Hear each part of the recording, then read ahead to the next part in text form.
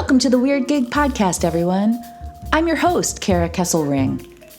We're jazzed to have longtime friend, drummer, and percussionist Vance Okraszewski on the show. Vance is a consummate lifelong performer in Chicago, playing jazz, rock, and theater.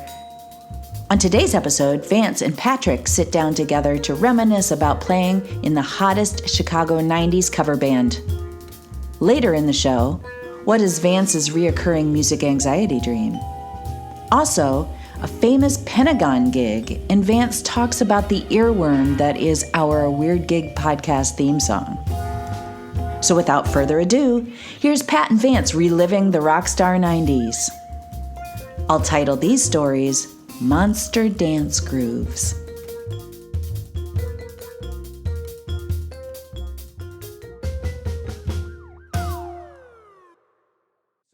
It was like a, kind of a 90s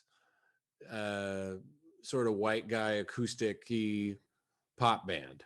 Yeah. That we had four people in the band sang. There were the acoustic guitar player sang, the electric guitar player sang, the keyboard player sang, and then there was a woman vocalist.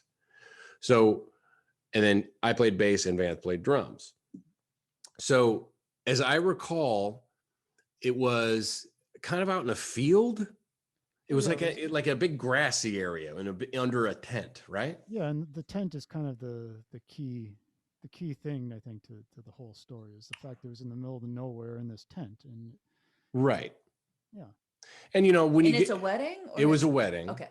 And as we were, like a typical wedding thing, like we're loading in the afternoon. The gig's not until the evening. We're loading in and, it's still sunny out. And it's a nice day. It's summertime. So we load in and it's basically a tent over grass. Yeah. And there's a sort of a makeshift stage that's, like plywood stage? Or? Plywood stage, kind of hastily put together, okay. Probably not. It wasn't particularly even ground. Let's just say there. Yeah, but we were in the air, so it was, we weren't on the ground. We were. No, it was about 4 feet up, I guess. Yeah, which again is key. It wasn't, but it wasn't a very big stage as usual, No. And as a result, I had to be, set up at the very, very back of the stage. And exactly. And that was just something I gave no thought to at the time of setup. Right. And the stage was set up on one end of the tent. So there's the tables for the wedding, the stage, and then the back of the stage where you were set up, like right behind you is like the wall of the tent, and it's kind of open so where you can actually see the ground behind it. Yeah. And out of the tent. So anyway, so we're loading in the afternoon, and we walk by the table where all of the place cards are for these are the people that are coming to the wedding, and you could see their names. And I think it was me. I walked by it and I saw this name that I recognized. To the music community, this was a known musician. Let's just say that. This is a known Grammy Award-winning musician. I don't think I would be stretching it to say, even though this person has a very, very good reputation in terms of he has endorsements and lots of notoriety and recognition. I think he's kind of considered universally jive. It was probably it was kind of a destination wedding. It was mostly Chicago people. Yeah, because when I think destination wedding, I think the middle of fucking nowhere in Wisconsin. Yeah. It's like to be fair, it is pretty up there. There are some pretty places. Yeah, but I mean, there are very few people that I would. Hell, you're from up there. Yeah, I mean, I love it, but I mean, you guys are some of the few people that I would drive that far to go see their wedding. There are very few people that I would be like, yeah, I'm going to drive 6 hours to go see these people. I'm confused about this because I was always under the impression that he asked to sit in. Am I wrong about that? Well, that's a very good question. I don't remember. It would not be out of character for this guy to ask to sit in. Let's just put it that way. Not that it's necessarily bad to ask to sit in, but yeah. No, it's bad to ask to sit in. I think I think that's universally bad to ask. But I mean, it's presumptuous. Let's just call it that. I just kind of I thought he did, and the other reason I thought that was because, before we even got to the dance set, he had announced that he was going to be sitting in, and I was like, okay, cool. Honoring us with his presence. Yeah, well, I was like, great. I'll get to whenever I get to hit the sweets table. I get to like get off stage and get some food. That's always cool. I'll whatever. And he's like, yeah, but I want you to stay up there with me, and I want you to play like the floor tom while I'm playing, and we'll create this monster dance groove. I remember that phrase like monster dance groove. Yeah, monster dance groove. And I was like, well, what tune are you playing? He's like, well, Mustang Sally. I was like, you want to do what on Mustang Sally? Like it was a little odd. Yeah, it was very odd. And like me, I'm just kind of awkward when I'm on stage in general. So I was just kind of like, I don't want to stand next to you and while you're playing, but I did because this was a long time ago. This was like 16, 17 years ago, and right. It was when I was new to the city, and it should be mentioned that it's amazing how many different iterations of Mustang Sally you will hear wedding bands do, and they're all and somehow sometimes you'll get 4 different versions within the same band, and sometimes they'll be lucky to get it right by the last time they play through the form. Right, and it's one of those songs that you'll hear it every blues jam. It's probably why he chose the song. Yeah, it's a good filler. So he picks a song that's sort of a universal. Okay, we'll be fine. Everybody can kind of hack through this thing. It'll be fine. So, and especially for drums, it's just you just play a basic groove, and everybody. Were you playing the monster dance groove at that point? No, I just kind of sat there and looked awkward, and like I was on one of my first dates, and then I just kind of sort of walked away. I didn't walk away. I just kind of shuffled off to the side. So right, because I felt weird because everybody's watching. Yeah, it was weird. So Mustang Sally is one of these songs that can go on forever because you can just open it up to solos. There's a keyboard solo, there's a guitar solo, there's another verse, there's a chorus, blah, blah, blah. It just keeps going. Right. So it should be pointed out that I have never heard a drum solo. I don't believe I've ever heard a drum solo on Mustang. So I just wanted to know whose smart idea was to do this, because I always thought this is a really bad idea. Who made this call? My guess is the guitar player. We're getting to the end of it, and Mustang Sally's, because it's so repetitive and it goes on forever, you get bored. It's like we're playing this over and over and over. So he just said, hey, drum solo, he's up there, might as well.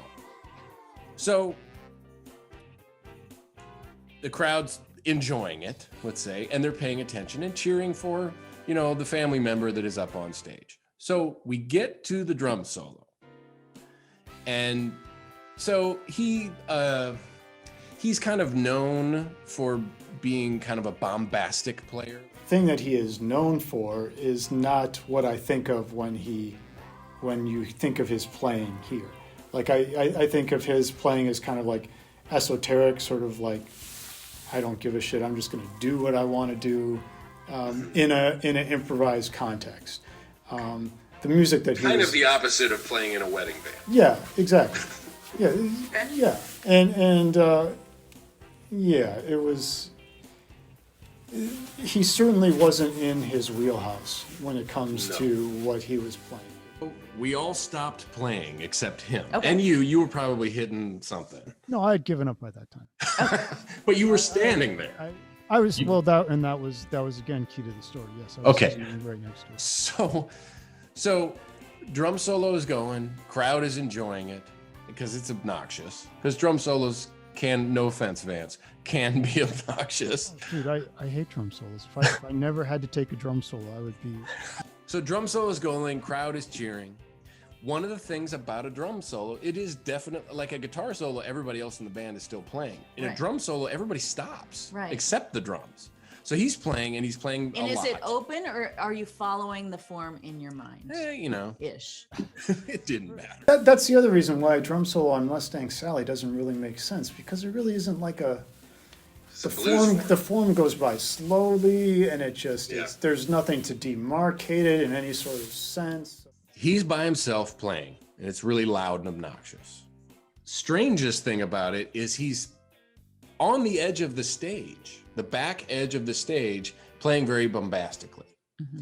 Now, there's a thing that drummers do that I've seen a million drummers do, and there's probably a thing, I don't know what it's called, Vance, is when you put pressure on the drum head, like if you're playing a floor tom, push pressure on the drum head with your hand or another stick, and you slowly bring the pressure up while you're hitting the drum with the other stick, right? What is that called?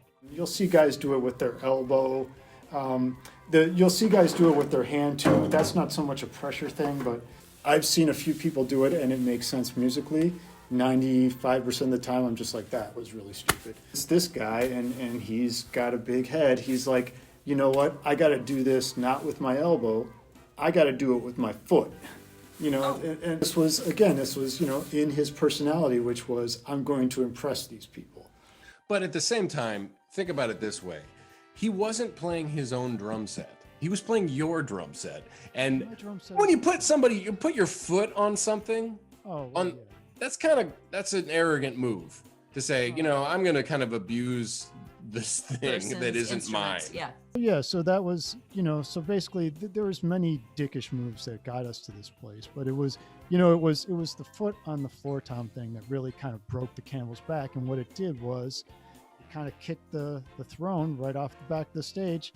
And the next thing you know, he literally just went head over heels right off the back of the stage.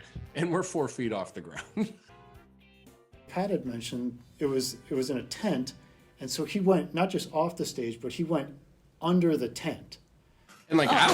And he's like out on the grass. On the grass. Yeah. And maybe I'm remembering this wrong, but I very clearly remember a hand coming like up underneath the tent with him still trying to smack the drum. So like he's off of the solo is done at this point. Like it's just like everything is done. And as I'm trying to help him get up, he's trying to hit the drums so hard. Like he's not even in the building. There was definitely an audible gasp at that moment. And you know, this was pre everybody having a phone with a decent camera on it, but I would love to know if there's actual video being taken of this, because there were videographers at weddings. I don't know if there was at this one. You're just watching a car crash, and all you can really focus on is the car crashing. You didn't really care about anything else. When this happens to an arrogant person, it's just like, yeah, that's all right. For me, like the gig ended when he was trying to hit the drums from underneath the tent. Yeah, it was super awkward. I think he slinked away. Well, that is a monster dance groove for sure. Oh my God.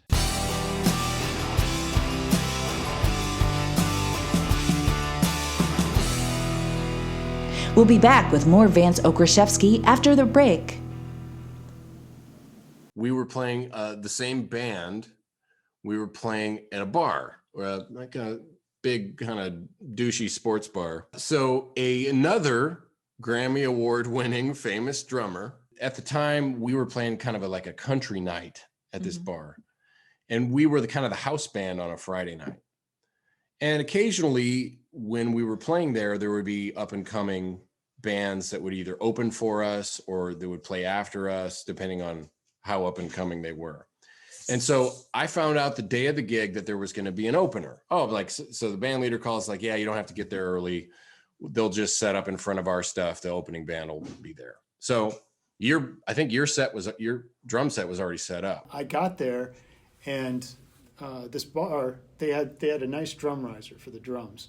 Right. And when I get there, the opening band, which was this group from Nashville, I don't even think I knew there was an opening band, but I get there and there's this other set of drums on the stage, and they're set up in the shitty opening band off to the side. You know, the drummer doesn't get a monitor. Like, you know, they're just treated like, you know, fourth class citizens.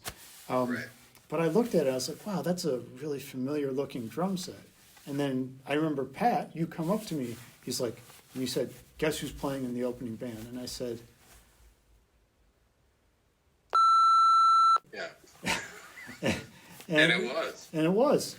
This drummer has played with a ton of people, and like every studio player knows who he is. He's a very, very well-renowned, arguably one of the biggest drum solos in the history of the 1980s pop music. He played on an incredibly famous record that everybody knows. So he was playing with this pretty mediocre band from Nashville. And it turned out the reason why is the regular drummer from that band had to bail for whatever reason for this gig. And so the producer of this band was friends with this guy and said, hey, can you go up to Chicago and do this gig real quick for me? So he flew up to Chicago to do the gig, and like had never played with them before, but like had a list of, scratched out charts and a click track to play along with. And, listening to them play, it was like listening to a pretty mediocre band with the greatest drummer you've ever heard. It was just like, what is this? Mediocre songs, mediocre playing, except the drummer's great. Yeah, basically. And I do remember after you told me that it was playing in this band, I remember I went to find him and I said, look, man, I'm so sorry. I didn't know we had an opener. I didn't know that you were playing. If I would have known, you could have set up your drums on the drum riser, and you could have had a monitor and all the things that a regular person should have. Anyway, they play. It is whatever. No one cares. And then we got up to play, and we're kind of the band that closes down the bar for drunks that are dancing. Lots of drunks, lots of enthusiastic drunk dancing. So we're there. Lots the crowd's, of mating. Right. It's the mating ritual of the late 90s, early aughts in Chicago. So there's a lot of regret that happened from that. So we start playing our set, and the drummer, the famous guy, is still hanging out. He's hanging out at the bar next, and he seems to be having a great time, laughing, just having a couple of drinks, and he's next to the stage. And this was another instance where this was a drummer that was sitting in, but we all wanted him to sit in because it's like, this guy's, first of all, he was nice. They get him up on stage. You left, and we played, I believe we played Sweet Home Alabama. So it's big crowd pleasing song, great drummer, hitting crazy hard, crazy, loud. But he was wearing cowboy boots at this point. He wasn't wearing the shoes that he'd been playing drums in, but it was a little odd to see a guy, because drums and cowboy boots with the hi-hat and the kick drum seemed a little odd. But he played with us and played great. And so that was awesome. It was, for me to get to play with somebody like that was really cool. So then he was super nice. Then he leaves, he goes back to the bar, and we finish out the set. So as we finish out the set, we're packing up. Bar is still, the DJ's going, it's loud still. I kind of got known, I think, for being able to tear down and get the hell out of a gig very quickly. Oh yeah. You're quick draw McGraw, dude. Yeah. And that's just kind of like, just because after a gig, I want to go home and have my Cinnamon Toast Crunch and then go to bed. And, I finally had a camera on my phone, and, I wanted to get a picture of me with this drummer. But I was carrying my hardware out, and I had spotted him in the crowd, but he had found some, I don't know where, she looked like mid-40s, like, lady. But I was just about to go walk up to ask him to take a picture. And at just that moment, the DJ had started playing. And I'm kind of sitting there hemming and hawing because I'm shy, and I just, didn't want to bother him. And it gets to the drum solo. And at this point, this girl was like, she was riding him. He basically had her up, and he was like, he was holding her, and she was, it's a typical thing that you would see at a drunk bar. Ritual. Yeah, it was, and it gets to the drum solo, and he literally stops, puts the girl down, air drums his own drum solo, and I just kind of watched this happen.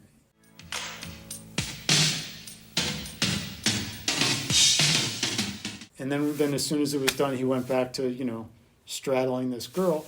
And I just kind of was like, shook my head. I was like, yeah, that's it. I'm going home. I don't need my picture taken with this guy.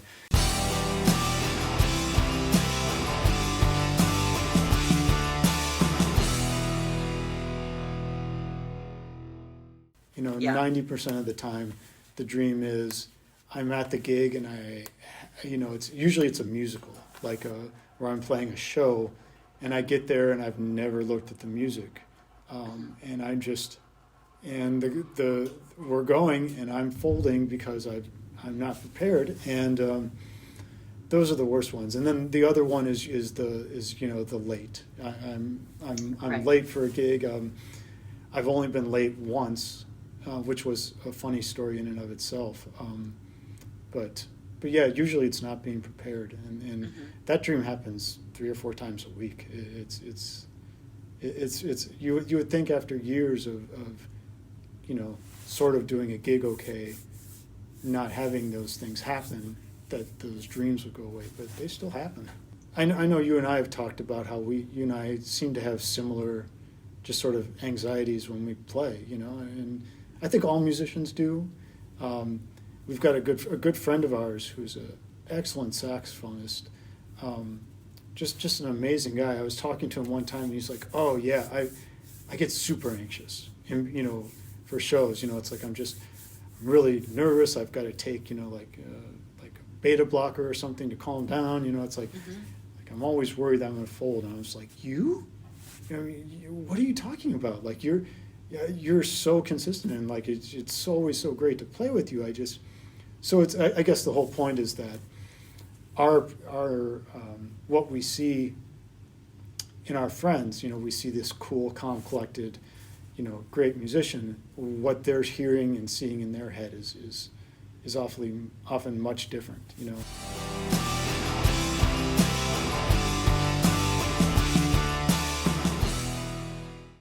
You and I had just started playing a show. We had just opened a show, and I was really getting excited about the show. I was really enjoying it. And so that all happened so suddenly.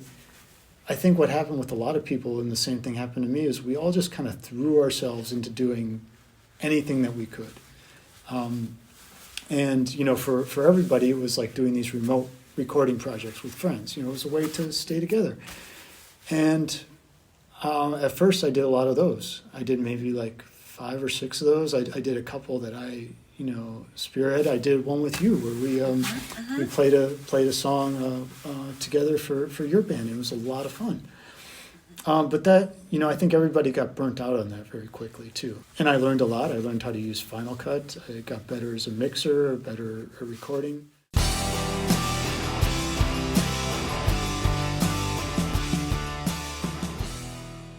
Well, I was, somehow I had gotten asked to sub in the Lieutenant Dan band, which is Gary Sinise's band, and he does a lot of things for the troops, where he was, he'll do shows, and they'll either be to benefit the troops or to entertain the troops. And when I got called for the gig, they're like, "Yeah, it's a gig at the Pentagon." And this was this was like 2005, so it was post 9/11, obviously, but I didn't really give it much thought because my main worry was just, we weren't going to have a rehearsal. I was just going to like come in and play the songs, and hopefully everything would go well. So I was just mainly worried about the gig. And we get there, and what was really surprising is like there really wasn't that much security. They just put us in a van and drove us right into the middle of the Pentagon. But we get there, and one of the band members comes up to me. He's like, "Donald Rumsfeld's going to be here." And I was like, "Oh shit," And again, this is at the height of the Iraq War, and this is when I was much more militantly political and angry than I am now. And I was like, "God damn it, we're playing for a mass murderer. Or, this is horrible." And before the gig, there's all these 5-star generals are coming up to you, and they hand you these like coins. And apparently, this is like a big thing with military people. It's like whoever has the coin for the highest ranking person, like they don't have to pay for drinks or something like that. I don't know. It's some weird. But anyway, Donald Rumsfeld's there, and he introduces the band. And I don't know if you know, but he has a reputation of just being like the nicest guy, at least superficially. Like he's just like he's kind of like a sweetheart old grandfather who's killed hundreds of thousands of people. So we get done, we play the gig, and because Gary's in the band, that's Gary Sinise, he sort of facilitates all this other stuff, and it was like, okay, well, we're going to go meet Donald Rumsfeld now in his office in the Pentagon. So the whole band goes up there, and we meet him, and again, of course, the only TV is tuned to Fox News, and he has the first ballot for Iraq. Had just had their first elections, and he's showing us very proudly the ballot that they had produced, and then we all got pictures with him, and we left, and it was just surreal. We'll be back with more Vance Okraszewski after the break. It was fun. I haven't touched the vibraphone in a year, and then you asked me to play vibes on the theme song. Right. So for the folks at home, I'm so happy that Vance was on board to add all of his magic to our Weird Gig podcast theme song. I liked it. It's really catchy. Like once it gets stuck in your head. It does. It is an earworm. I'll be doing I remember when I was trying to come up with my vibraphone part on the runs that I would do, I run 3 to 7 miles, and when you get that song stuck in your head, it's a long, it can be a long 5 mile run of just saying,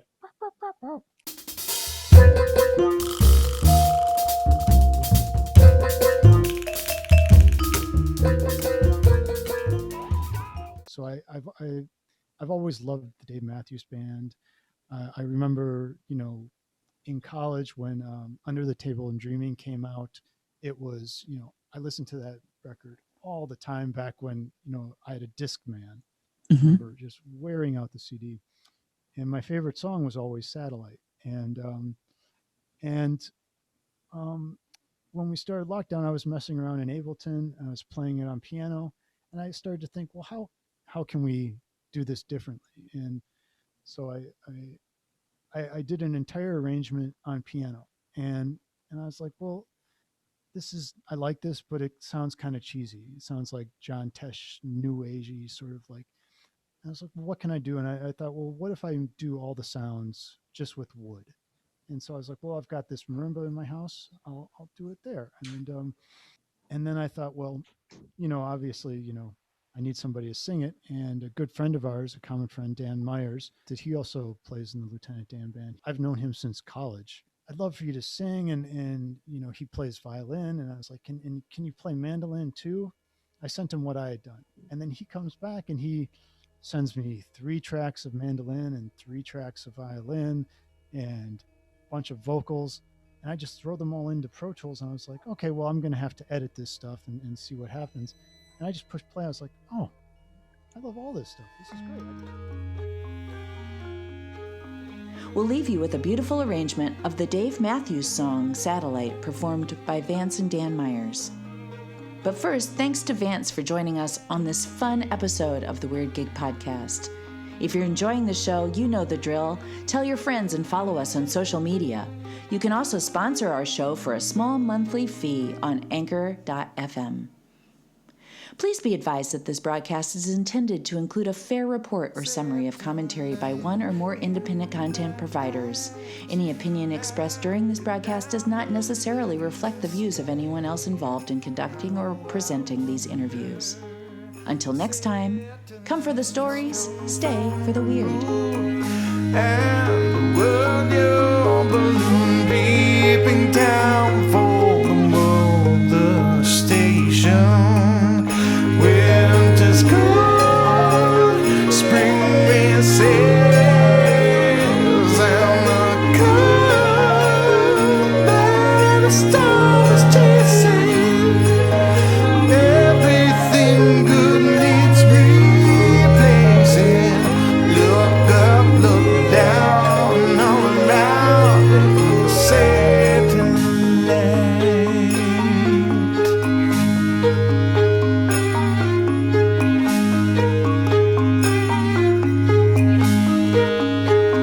Satellite headlines read,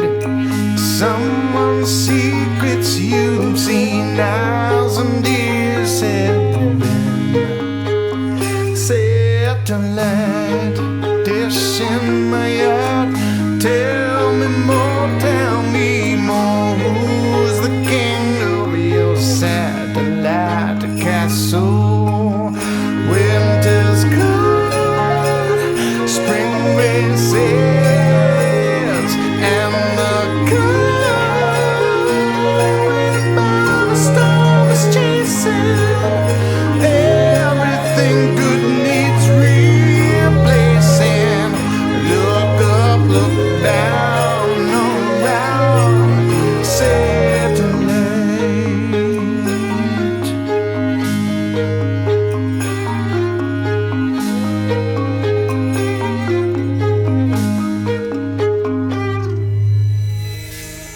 Rest high above the clouds, no